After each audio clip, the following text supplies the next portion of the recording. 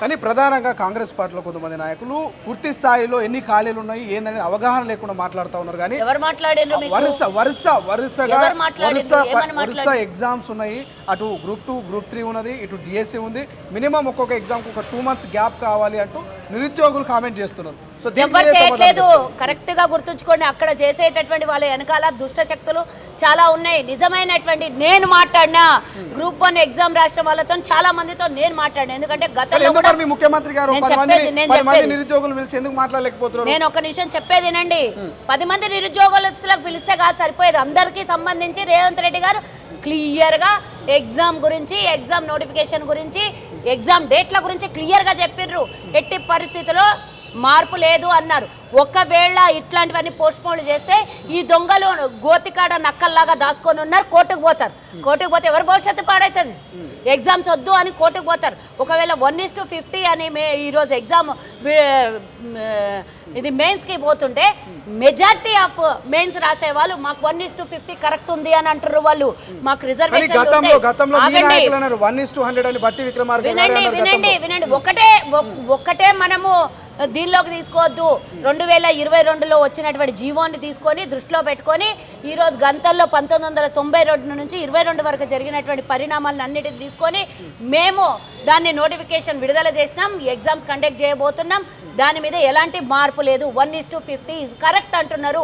రిజర్వేషన్లు అందరికీ దొరుకుతాయి. లేదా 1:100 అని అంటే ఈరోజు వీళ్ళు ఎవరన్నా ఒక్కళ్ళు కోర్టుకు పోయినరంటే గతంలో ఏం జరిగింది? ఎగ్జామ్ క్యాన్సిల్ అయినాయి. మళ్ళీ ఇప్పుడు అది జరగాలనా చెప్పండి. ఎవరైనా ఏకాగ్రత ఉన్నోళ్ళు 1:50లో ఉన్నోళ్ళు ఈరోజు మెయిన్స్కి రాయబోతున్నారు. వాళ్ళ లోపల ఉన్నటువంటి 4 లక్షల మందిని ఈరోజు ఆగం చేయాలనుకుంటున్నారా మీరు?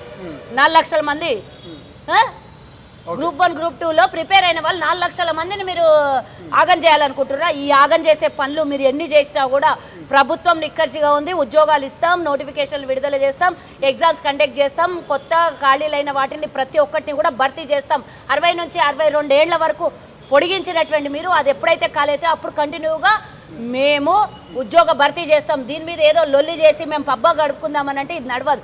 ఎగ్జామ్స్ అయితే రేపటి ఎల్లుండి నుంచే ఎగ్జామ్స్ ఉన్నాయి అనుకుంటా మోస్ట్లీ. సో ఎటువంటి చేంజెస్ లేదంటారా? అయితే రాష్ట్ర ప్రభుత్వం గ్రూప్ 2 ఎగ్జామ్స్ గురించి ఆలోచిస్తోంది ప్రభుత్వం.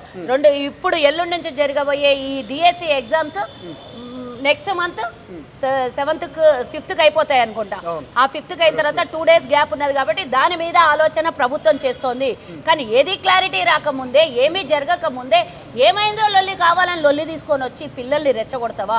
ఆ తల్లిదండ్రి కష్టపడి కోచింగ్ సెంటర్లలో పిల్లల్ని చదివిస్తే ఈరోజు ఆ పిల్లలకి ఎగ్జామ్ రాయకుండా లాస్ట్ 1 week 2 రోజుల్లో 3 రోజుల ముందు ఫుల్ కాన్సన్ట్రేషన్తో చదువుతారు పిల్లలు. వాళ్ళ కాన్సన్ట్రేషన్ దెబ్బతీసి వాళ్ళని ఇబ్బంది పెట్టి వాళ్ళ కుటుంబాన్ని అన్యాయం చేసే పనిలో మీరున్నారు కదా. మిమ్మల్ని మేము క్షమించాం, ప్రజలు క్షమించారు, ఆ తల్లిదండ్రులు కూడా క్షమించారు.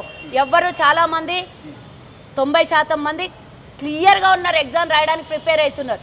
కాబట్టి ఈ క్లారిటీని ప్రభుత్వం మెజార్టీ పీపుల్ ఒపీనియన్ తీసుకొని ముందుకెళ్తోంది. అందరు అధికారులతో మాట్లాడింది. ఒక్కళ్ళు కనుక కోర్టుకు పోతే ఇవి పోస్ట్ పోన్ కాదు కదా, ఆగిపోతాయి. కాబట్టి ఇలాంటి ఆలోచనలు ప్రభుత్వం చెయ్యదు. పిల్లలకి ఏది మంచిదో, భవిష్యత్తు ఏది మంచిదో, వాళ్ళ కుటుంబాలకు ఏది మంచిదో అదే చేస్తుంది. మేము మాట ఇచ్చినాం. మీరన్నట్టుగానే నిరుద్యోగ యువత మాకు అండగా నిలబడింది. మమ్మల్ని గెలిపించింది దానికి వన్ ఆఫ్ ద కారణమైన వాళ్ళకి మేము అండగా నిలబడతాం. ఉద్యోగాలు ఇస్తామన్నాం, భర్తీ చేస్తాం.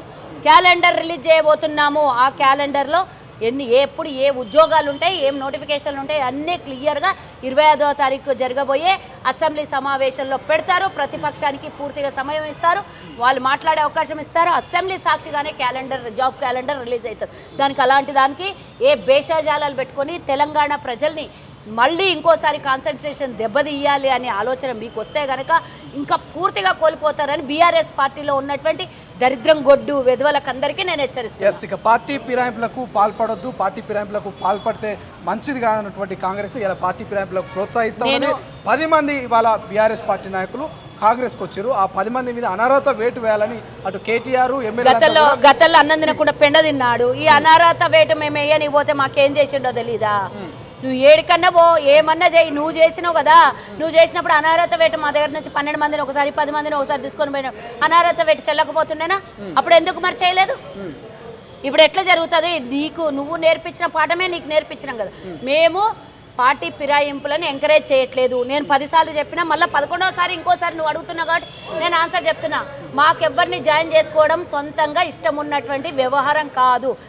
కానీ సుజాత గారు ప్రధానంగా బీఆర్ఎస్ పార్టీ ఎమ్మెల్యేలని ఫోన్లు చేయించి బెదిరించి వాళ్ళ మీద కేసులు పెడతామంటూ వాళ్ళని మభ్యపెట్టి ఇవాళ పార్టీలో చేర్చుకుంటున్నారు తప్ప వాళ్ళు స్వచ్ఛందంగా ఎక్కడ కాంగ్రెస్ పార్టీలో జాయిన్ అవ్వట్లేదంటూ కేటీఆర్ విమర్శలు చేస్తుంది.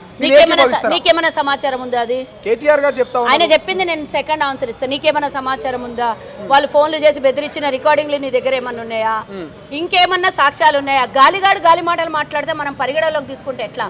పోయి ఏ అమెరికాలో ఏడో వ్యవహారం నుంచి సంపాదించిన డబ్బంతా తీసుకొని పోయి ఎట్లా వ్యాపారం చేసుకోవాలని ఆలోచించాడు. తెలంగాణ ప్రజల మీద ప్రభుత్వం మీద నువ్వు 100కి 100 సార్లు మాట్లాడినా తెలంగాణ ప్రజలు నిన్ను యాక్సెప్ట్ చెయ్యరు.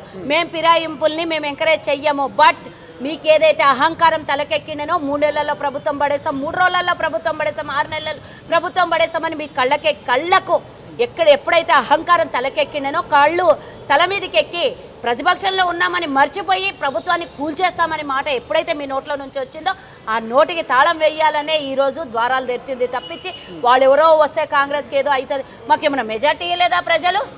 అసలైన తొలి వెలుగు. ఫాలో వాట్సాప్ @తొలి వెలుగు అఫీషియల్.